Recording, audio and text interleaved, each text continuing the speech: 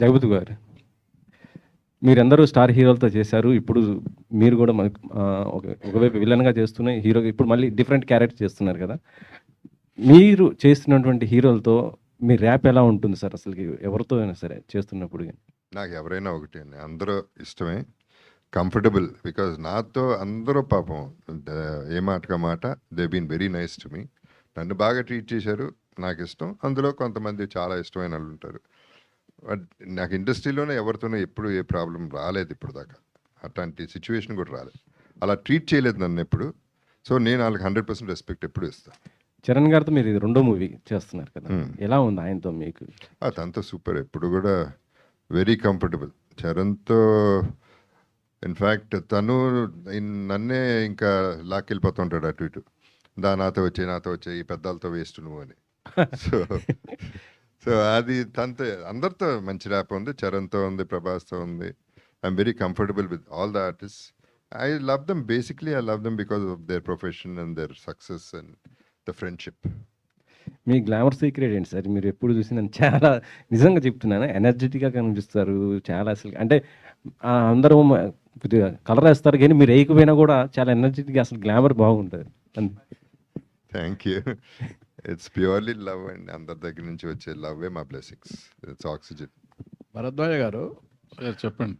ఇప్పుడు సినిమా ఇండస్ట్రీకి పెద్ద దిక్కు ఎవరు? పెద్ద దిక్కు అనే పదవి ఏమన్నా ఉందా? ఇక్కడ పదవులు ఉండవు. ఇది పదవి కూడా కాదు. ఇది అంటే ఎవరికి వాళ్ళ అంటే వాళ్ళు చేసే పనులను బట్టి పెద్ద దిక్కు అవుతారు వాళ్ళు. ఒక ఆయన పెద్ద దిక్కు అయ్యాడు, ఆయన చేసిన పనుల వల్ల పెద్ద దిక్కు అయ్యాడు. ఆయన చేసిన పనుల వల్ల చాలామంది అక్కడికి వెళ్ళటం వల్ల ఆయన పెద్ద దిక్కు అయ్యాడు. ఇవాళ ఆయన లేరు కాబట్టి ఇంకెవరు లేరు. మళ్ళీ పెద్ద దిక్కు రావటం అనేది జరగదు నాకు తెలిసి. ఆయన ఒక్కడే, ఇంకొకడు రాడు, ఎప్పుడు లేడు కూడా.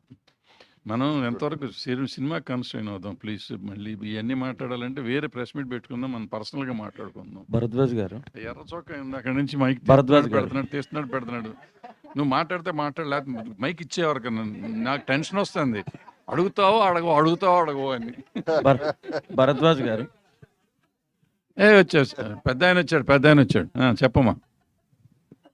మీరు అంటే చాలా ఇయర్స్ తర్వాత మళ్ళీ చలనచిత్ర అది వస్తున్నారు కదా, చరిత్ర చిత్రతోటి. ఈలోపు చాలా కథలు విని ఉంటారు కదా, అంటే మీ మైండ్ సెట్ ఎట్లా ఉండింది కథలు విన్నప్పుడు? వాళ్ళు కథలు చెప్తున్నప్పుడు మీకు ఎట్లా అనిపించింది? అంటే ఇన్ని ఆల్మోస్ట్ 12 years 13 years అంతకుముందు కూడా చాలా గ్యాప్ వచ్చింది. వాళ్ళ మైండ్ సెట్ ఎలా ఉండింది స్టోరీస్ చెప్తా ఉన్నప్పుడు?